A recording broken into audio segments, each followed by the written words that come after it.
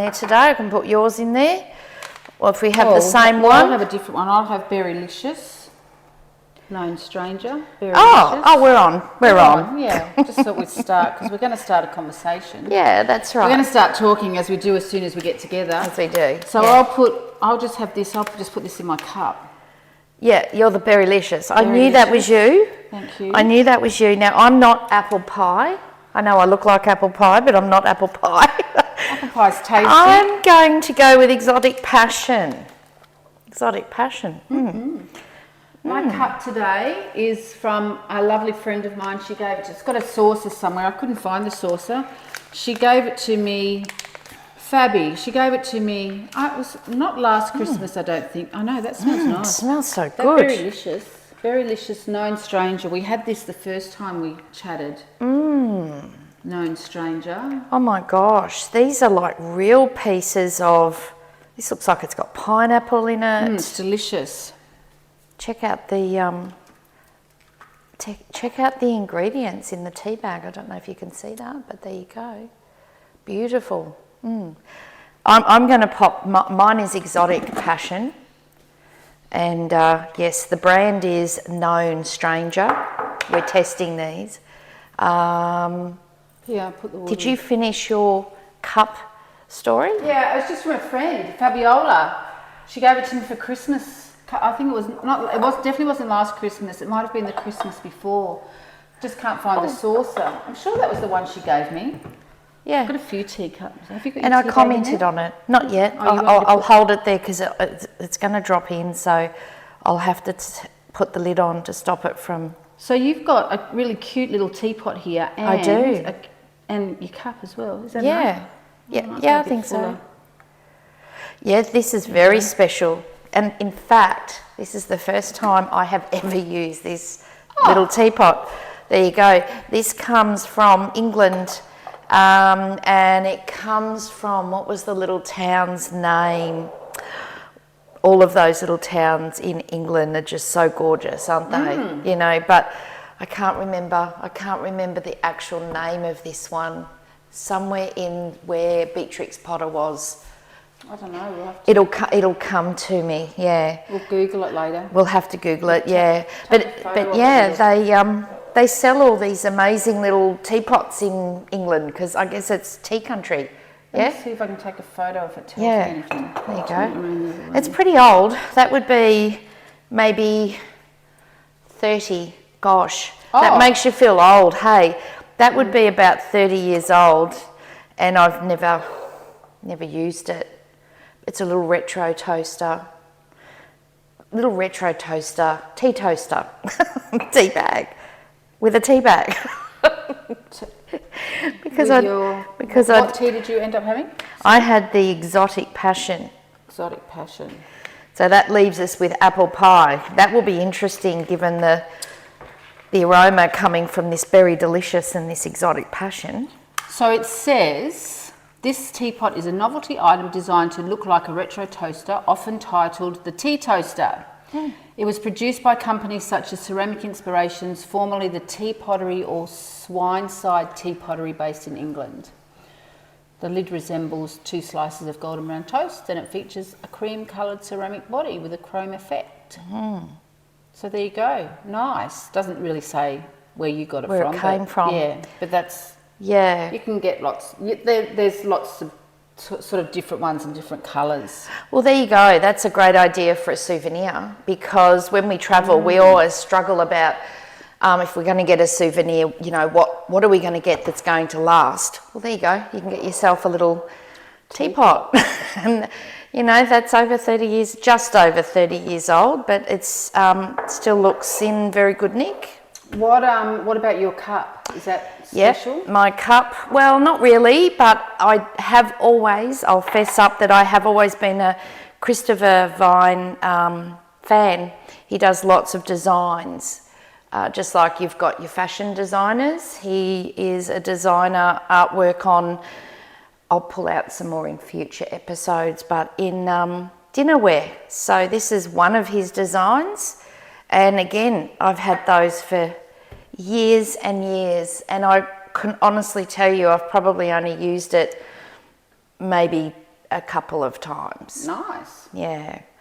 So I'm looking forward to having my tea in fine china.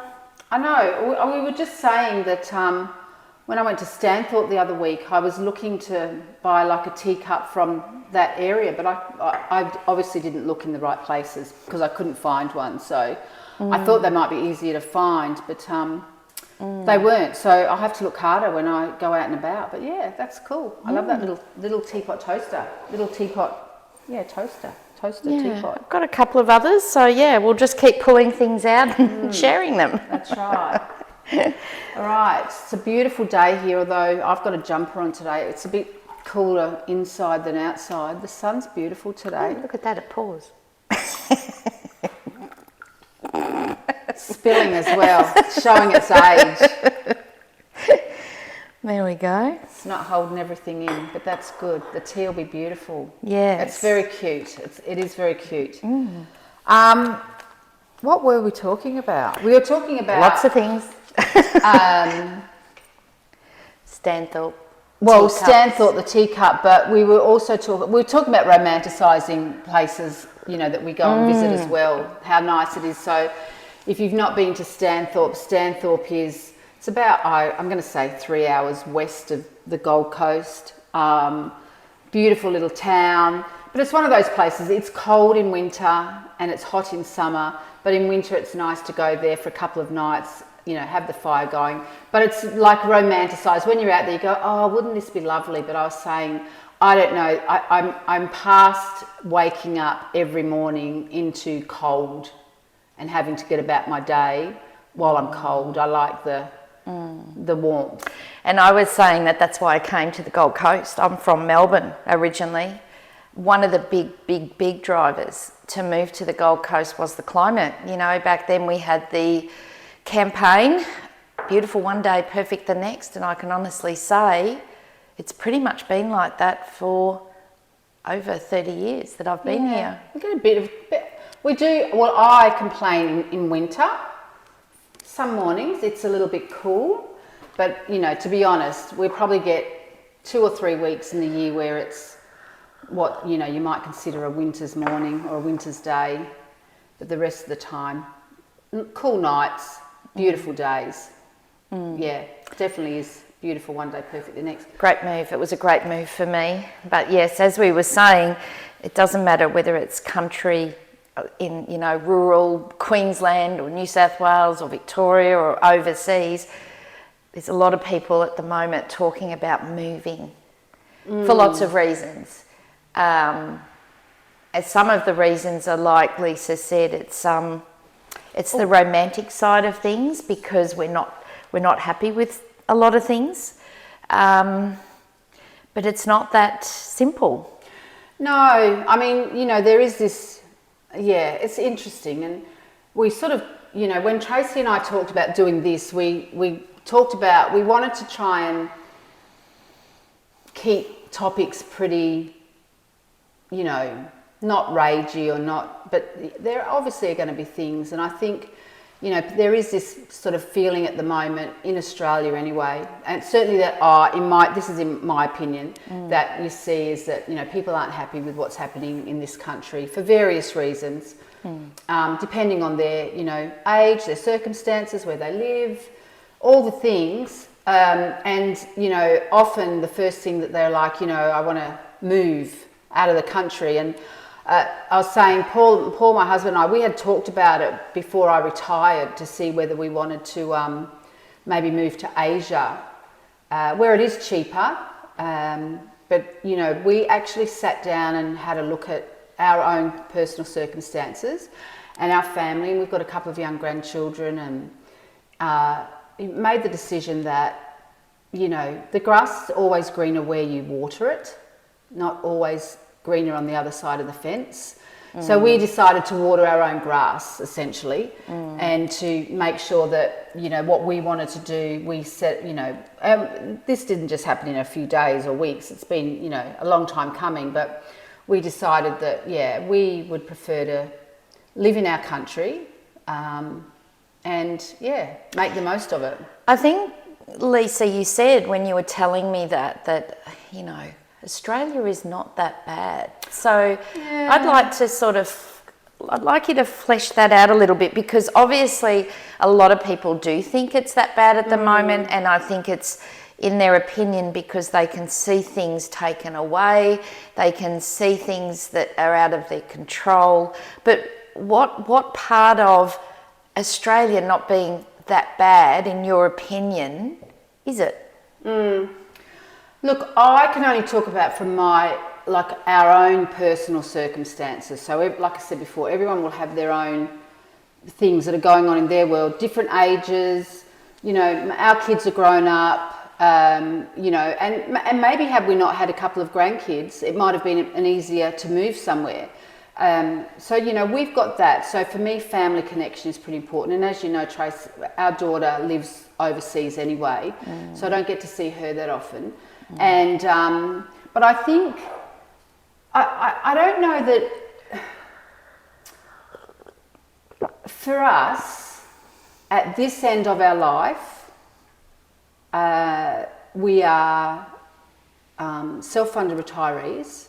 So, you know, people say you were lucky, you had the benefits of all these things, and, you know, housing was cheaper and all the things. And look, it probably was comparatively. Like if you sit down and do what was a house worth then, what's a house worth now. But again, you know, Paul and I, we worked. We've not, like, I think in all my 44 years of working, I might have taken 2 years off, and that was when the kids, you know, when I had the kids.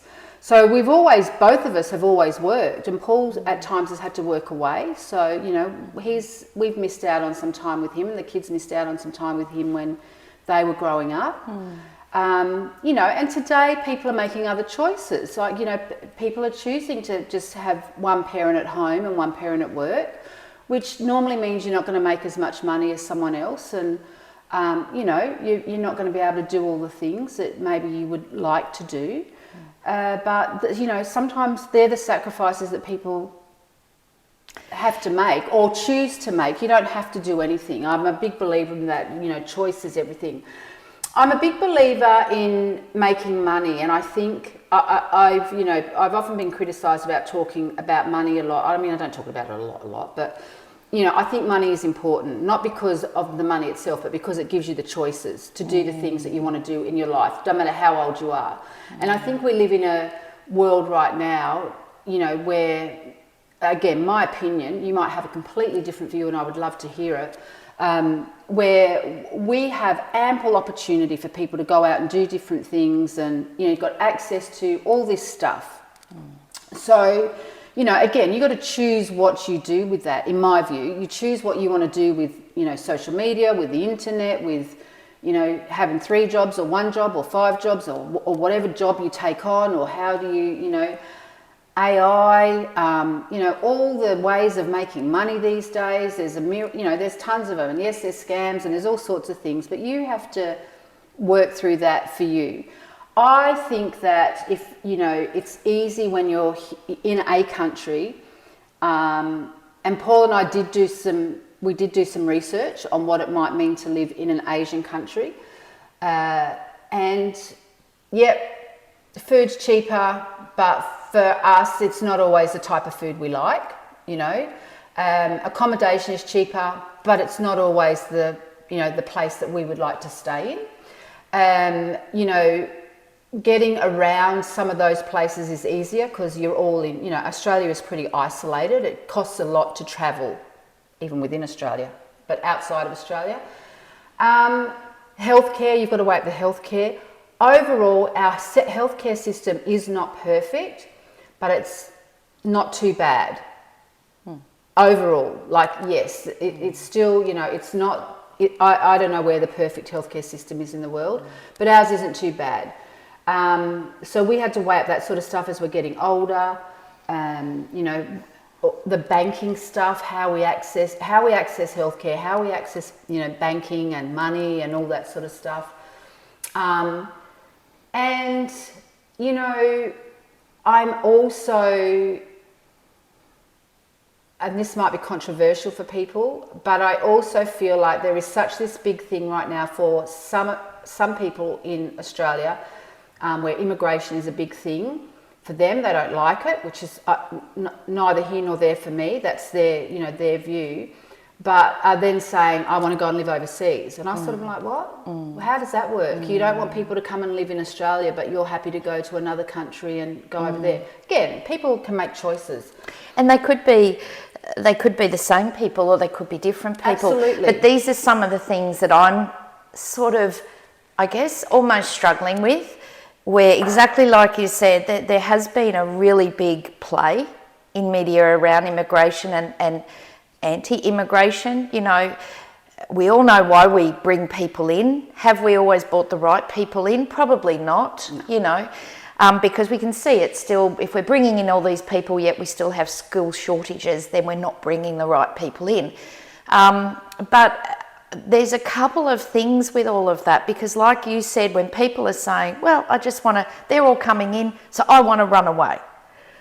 Right? So I've got a saying, how you do anything is how you do everything. So it's like, whenever there's a challenge or a problem in your life, is that what you do? Do you just want to run away? Because that's our instinct, I think. Just let's run away from the problem because we don't want to necessarily deal with it. But I'm with you. I think we are in a very privileged country, and don't get me wrong, there's a lot of things that I'm anti. A lot of things wrong with this country. But there's also a lot of things, and you touched on that as well, there's a lot of things that we can all do differently, and it comes back to the choices that we've been talking about in previous episodes, where even if you feel stuck, yes, you still have a choice. And one of the big things that people miss is, how can you make it better? Because as Lisa said, there's obviously a lot of people that want to leave that have strong family ties, and that's what keeps them here, right? We were talking about in another episode about how we don't have the big family gatherings anymore, for Christmas and whatnot, because we are so, remote from each other. It's costly to all come together. And I think we're in a time in life, in the world, where that's really everything, so, which is the community stuff as well. But I think by looking at, I guess, what affects you, I had this conversation with my husband, Doug.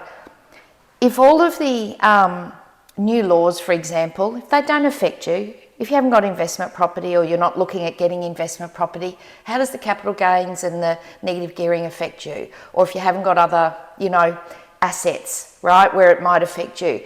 If it doesn't affect you, then why are you giving it so much airplay? Because immigration, if it doesn't affect you, you think that it does, or is it a smokescreen? Is it something that we're being, through design, are we focusing on all of that to make it an issue while other things are just happening that we can't see because we're all focused over here, which is what our brains do. You think of yellow, you see yellow. Are we all being manipulated to just focus on this and this and this? Like, I've never heard so much about politics, seriously, in the last 12 months, for it to constantly be in the media the way that it is. And I think we talked about the other week about, the effects of social media and how, the algorithms and all that just pushes stuff. Look, you can call me whatever you like. You can call me a conspiracy theorist, tinfoil hat, whatever. Like, I've been called lots of names over the years. But I believe that this is, and I don't even know who they are anymore. Like I say, this is what they want. I don't know who they are. So if you can tell me who they are, please, that would be amazing. But I think this is what they want. They want us all divided. They want us all arguing. They want us all, like you said, focusing on all the things that are important, but what's happening taking us away from something over here? Bigger. Yes, could be more. You have your own views. There's, we see it. Well, I see a lot, certainly, in some of the stuff that comes up on, on the internet for me, or YouTube or social media. It's another smokescreen for the Epstein files. It's another smokescreen for this. It's another smokescreen for that. And, and maybe it is. I truly believe it's a smokescreen for something. But I think while we're all arguing amongst each other, they are getting on and doing stuff. Yep. And that's what I said to someone today. I said, I get it. I get the anger. You know, and I'm also, I don't even know what the word is. It's not pragmatic. I am pragmatic, but I also feel like every generation goes through their thing, right? Now, do I feel like, you know, I'm worse off than my grandparents and great-grandparents who went through the Depression? No, I don't feel like that. I mean, from the stories that I heard my grandparents tell me, I wouldn't want to live through a depression, you know, and hopefully we'll never have to in that form anyway. I mean, maybe there's another sort, you know. I mean, we've had all sorts of things that come and go. But so I feel like sometimes you need to find perspective and, you know, is this country bad compared to what? You know, are there people who are running this country who are, you know, don't have our best interests at heart? Absolutely. Are there people who want to run the country who don't have our best interests at heart? Absolutely, there are. And I think that's where we have to go, you know, well, for me, it's more about find perspective, do more of what I love, which is, you know, which we've all got the things we love to do, and just be kind to people. Like, be kind and compassionate, because every single person is going through something. You know, be kind and compassionate to the people who, you know, well, I say deserve it, you know. Don't even get me started on bloody pedophiles at the moment, because there's no kindness or compassion for them from my heart. But nor are there for the judges that are letting these people off. But I think you've just got to sometimes find a bit of perspective, you know, grab a cup of tea, go and sit outside in the sunshine or in the snow or in the whatever you like, in the rain, in nature, in the water, wherever your place is, and just breathe a bit, because I can guarantee you, as you probably well know, it's not going to take you long once you move away from that space that you're just going to be drowned in this stuff again and again and again. Yeah. So from the things that Paul and I looked at over the last couple of years, we made the decision that Australia is still the best place for us to live in right now. Yeah, doesn't mean that it's perfect, and No. it doesn't mean that it hasn't got its challenges, but I agree with you. I think the best thing that an individual can do in times like these is actually take the opportunity to go within and actually find out, just like you and Paul have done, you know, what is it that we really want in our future? Where do we want to be? And actually put that effort into exploring all of those things rather than just talking about those things, you know, because then you can put that to bed, then you've made a decision, right? And as you said, the grass is not always greener on the other side. There are things that you can do at any point in life. You know, AI is a big impactor on jobs, and will be a massive impact on jobs. Sure, new jobs are going to emerge, but are they going to emerge quick enough for the job losses? There's industrial revolutions.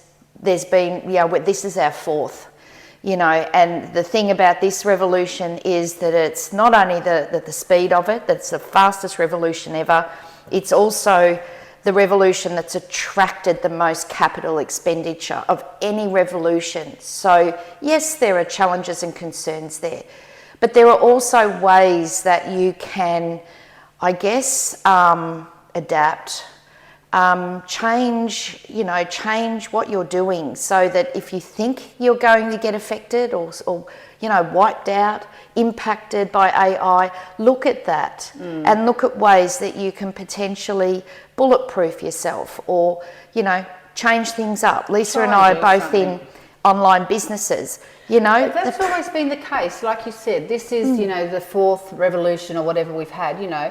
I remember, this was a long time ago, because it was my grandfather, and he's been passed away for a few years now. And they lived in Sydney. We went down to Sydney and we hired a car, and it was back in the day where the cars didn't actually, like, they didn't have Apple Play and all that, so we're talking a long time ago. And when you hired a car, you would hire the TomTom as well, the GPS TomTom, and put that on there. And my grandmother and grandfather, I think they were sitting in the back, or they might have been in the front, wherever they were.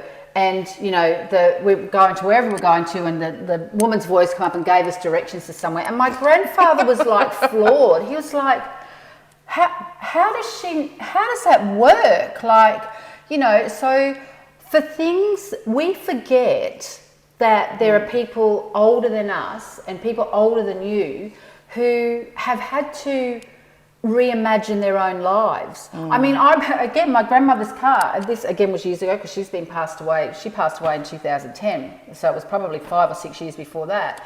Paul, my husband, went with her and bought a new little, I think it was a little white Ford Laser, and it had a 6-stacker CD in it. Oh, but yes. the 6-stacker CD was in the boot.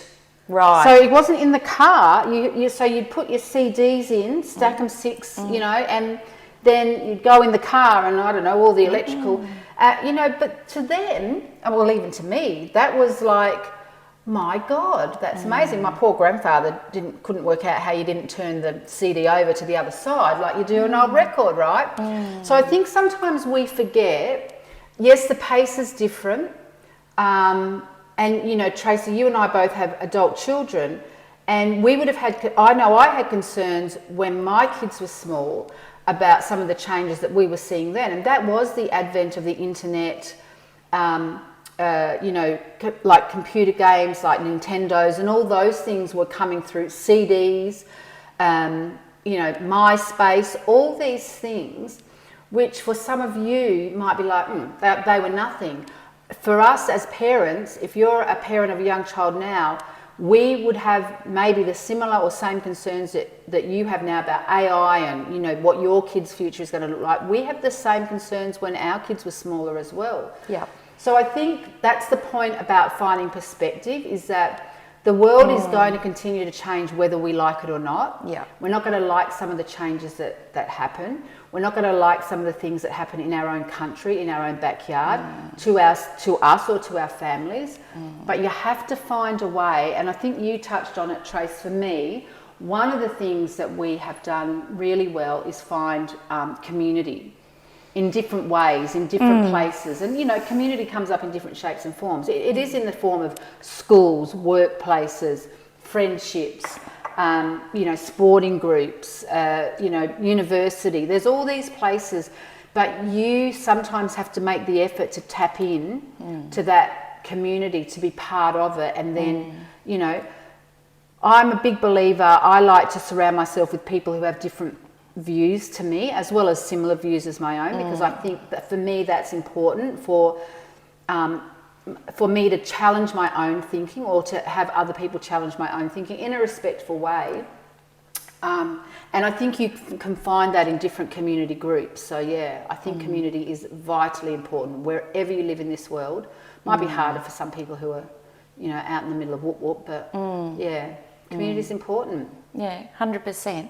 And feeling the way you're feeling is also important, which is why it's important that you unwrap that and try and work out for you, you know, what are your options, and what choices do you have? Because whether you think you have a choice or you don't, you always do. We spoke about that last week.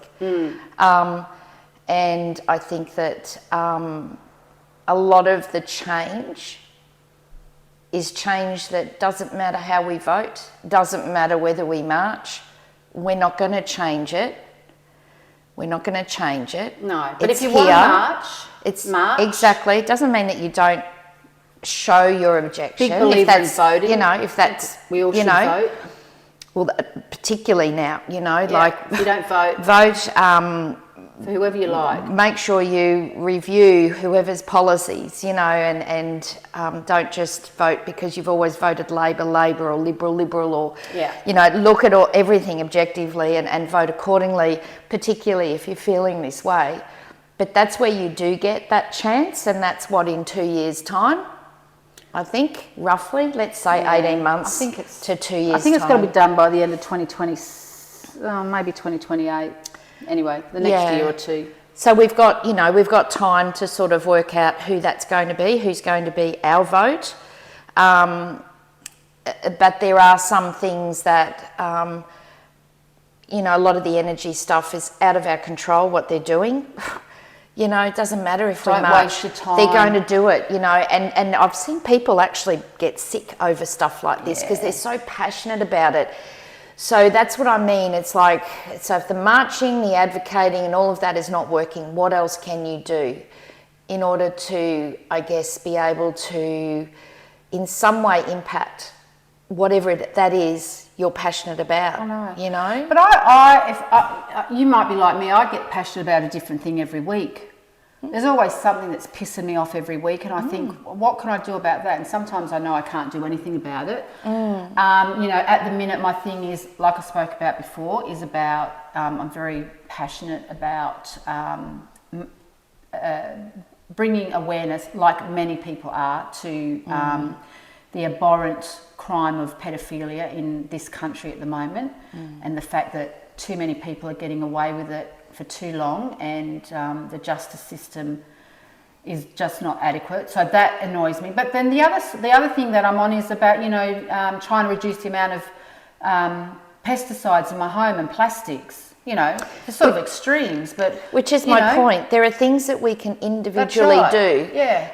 At least it may not change that, but you're still having a positive impact. And I think a lot of people just talk, and they don't act. Yeah. So you could be contributing to the problem that you're fighting against. Yeah, because you're not taking some sort of ownership. And that real tangible action. I don't mind a good march. Like if you want to have a good march and go, wave your flag, absolutely. My thing is, for me, it's got to be done peacefully. Like I'm not I don't. If anything suggests violence, I'm not there. But I think there are very tangible things that most of us can do, and it might just be making other people aware of certain things, or writing. Like I have. I think I've become a thorn in the side of my local politicians, because I do nothing but write to politicians now when things, particularly like I said, around my issue of the justice system not doing what I believe it's meant to do. So writing to politicians and holding them accountable, and then there's different websites you can look on in Australia. I don't know about in other countries, where you can see which way politicians are voting for different things. And you know what, if I've voted for you but you're not voting for the things that I think you should be voting for, then you won't get my vote next time. That's what a democracy is to me. And that's how we make an impact. That's so right. Casting a vote, if you don't agree with something in your electorate or in the country, then yes, going to your local MP. I just find a lot of people want to complain, but not put the energy and effort into actually doing something. Like, if you don't go to your local MP, how do they know the magnitude of the problem? Which is why people march, because they want to show the magnitude of the problem. Yeah, that's right. But if you just give up a little bit of your time to, write to that MP about whatever the issue is, great. If you have a solution, throw that in as well, or set up a meeting. They're people, you can go and see them and talk to them. That's right. I'll tell you, AI is great for that. You just put in AI what your issue is, what sort of a solution you're looking for, and you want to be whatever style of writing you want. Because I get very emotional, so I know when I write, quite often my emotions come through, and sometimes that's good, but when you're trying to make a change, in my view, you need to have you need to be a bit more professional. I need to be a bit more professional in my approach, so and less that's emotional. why I use AI. less emotion, and but, you'll always bang on about it, and you'll always get something back from them, or even just through talking to your friends or your family. There could be other groups that are already set up, or multiple groups that are already set up that are advocating for whatever it is that is currently pissing you off. Or, so tapping into those groups, which is almost like community, that you were talking about, because there's like-minded people there. They have the same grievance as what you have. Yeah. And we don't understand the amount of advocacy groups there are out there, because where are they? So again, you can do some work with AI, because that's where, yes, AI is very, very good, and get more involved. So if you're going to be really passionate about it, and particularly if you're ready to just pick up everything and leave the country, maybe just stop. Just do some reflection, do some inner stuff. What can I do to make this better? even when it comes down to money, like I love Mel Robbins. I know not everyone does, but I always remember on one of her episodes, she spoke about, you know, people that have lost everything and how that really affects people, assets, money, whatever. But the good thing is we all know how to make more. That's right. Right? We all know how to make money. We all know how to make more money. So if money's tight, yeah, we actually are in what you would call a soft recession, because it hasn't been announced that we're in recession. Yeah. But, you know, maybe look at opportunities, you know, rather than just keep doing what you're doing. As Einstein says, that's the definition of insanity. You're feeling this way because you're in a transition period. The world is transitioning. That's why you feel that way. So there are things where you can take back some control, some ownership, empower yourself, and do some things that are different. Might scare you, but maybe do some different things. Take some action. Yeah. But like I said, I always make sure, you know, I was having a conversation with someone this morning, and, you know, what I'm passionate about and care about and want to, you know, bang on about is not what other people might want to do. So just because they don't want to bang on about my issue doesn't mean they don't care or they're terrible people. It just means they've got other issues that are, for whatever reason, in their world right now, more important to them. Like I said, every week I'm banging on about something different. But I do take some action. I started to get... so we're trying to reduce the amount of plastics in our home now, because there's just too many plastics in our body. Probably too late for me, like it's probably all through me and whatever, but, you know, but for younger people, we know that this sort of stuff and pesticides and all that are impacting people's ability, fertility rates around the world. So, you know, we started getting our fruit and veg delivered again from local, actually they save the vegetables that the Woolies and Coles won't buy and that normally end up in the landfill. They buy it off the farmers. I don't care if my capsicum's got a blemish, a knot at the end. Yeah, yep. It's not round, it's square. That's right. Like, I don't mind. So we get that delivered now, and but again, there's a payoff for that because. It's got to come in a truck. So yes, there's going to be stuff going into the air, but you can only do your bit, right? Not one single person here, not one single person on this planet can save the whole world. No. Well, you just can't, and you're going to literally kill yourself if you try to do that. So just do your bit, but take action. We decided Australia is a good place for us to be right now for various reasons. Even when we went out to Stanthorpe, we talked about that. We romanticised that a little bit. Oh, wouldn't it be nice? But you know what? It would have been maybe 30 years ago, but not now. I don't want to be waking up in the cold every morning and going out and... Yeah. I don't want to be pulling up my own vegetables and planting my own, because once I get down on the ground, it's bloody hard to get back up. And you might. That might be your thing, Go do your thing. We're all different, and that's why it's important that you reflect and really identify both who you are, because let's face it, you just go with the flow. Most people, particularly once you're in... you've got a family, you're in the workforce, it does become pretty robotic what you're doing day to day. You do get stuck, right? Just stop, give yourself some time to do some inner work and reflection and identify, what's important to you, who you really are, and yes, have your voice, know that it matters and take action, but don't get overwhelmed by trying to save the world. But you will make a difference. You will make an impact if you just do your bit. Yeah. And I think too, one of the other things that's been big in Australia, and again maybe around the world, is housing prices, and like they have started to come down a little bit. Were they too high? Absolutely, they were too high for anyone. I mean, maybe if you're a billionaire, you're right, but. We started to have this thing about different generations. Oh, you're a boomer, you were right, and you were, whatever. Again, it was a them and an us. It was like, hardly any bloody person could afford a home over the last few years because they went to ridiculous prices, and and that's driven by whatever drives it. But you might not agree, but they've come down slightly. Things are softened, but that's not going to be perfect for everyone either. And I also believe, and it's easy for me to say this, I don't have a mortgage, we own a home, and I understand that I'm quite privileged in that space, although we worked bloody damn hard to make all that happen. I forgot what I was going to say. And then you have the other side, Mick and Maud, worked hard all my life, don't have a house, and don't have the assets. I was going to say, I often reckon that bloody owning a home is overrated. Like, I know, it's this Is it overrated? Do you think it's overrated? I'm not saying, I sometimes think it is, that's what I'm saying.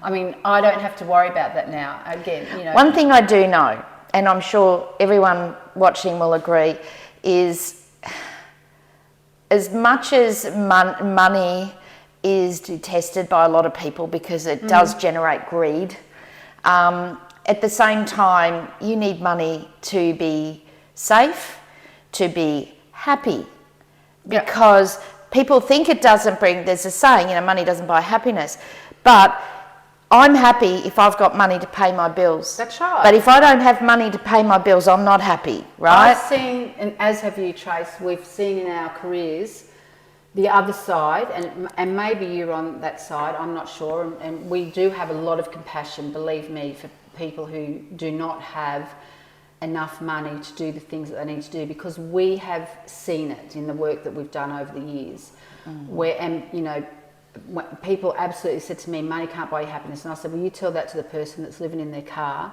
and feeding their kids 2-minute noodles forever and a day because they can't afford a house or rent, or and the kids don't get Christmas presents or birthday presents, and that's just how they're brought up. And there's lots of stories around like that. So like I said before, for me, money is about choice. It gives you choice, and when you've got choice, you can be your health and wellness improves when you have choice to do what you want to do with your money. You might want to save it all up and hoard it and not spend it. You might want to travel the world and whatever. You might want to give it away. And that's your choice. That's right. You have choice. Yeah. That's what is the important thing for me. Yeah. Is about money, and So we'd love to hear your thoughts. Are you thinking about leaving Australia, and where are you going? Where's a great place to go? What age group are you in? Because I think that's a big thing as well. People might inspire us. We That's might right. hear where you want to go. We might go, actually, That's I never right. thought of that place. I do know that the largest populated country in the world for expats, Australian expats, is Portugal, which I was surprised. really? Yes. So there must be something Europeans, going on over there. I don't know. Is that in Europe? Europeans are very... Yeah. I don't know. I remember one time went on a cruise. We'll wrap this up soon, but we went on a cruise on an Italian cruise ship. This was a long time ago, and now, I have no problems with my own body image. I am who I am, and, whatever. But, like, the European women, they would just let it all hang out. And as an Australian woman back then, when my kids were... Conservative. It would have been around 2009, I think. So what's that? That's probably 17 years ago.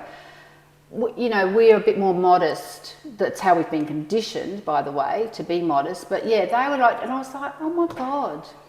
Yeah. How amazing. It can be very refreshing. Yeah. And they just eat and enjoy their food, and they enjoy their wine, and they live some life. places they live longer, and anyway, if Life you're is from for Europe, living. we'd love to hear where you're from, and give us some inspiration. Maybe we'll come visit you. Maybe that might be a trip Let's we do a might truth, do. courage and tea with you. Yeah, I know, we'd love to. If you want us to come to your place, your kitchen, or your suburb, or your town, your cafe, let us know, because we would love to. Because we are probably going to get a bit spicy as we move forward with some of this stuff, because you can't help it these days to get a little bit spicy around stuff. So, yeah. Sounds good. So, until next week, enjoy your cups of tea. Cheers. And we hope to see you again.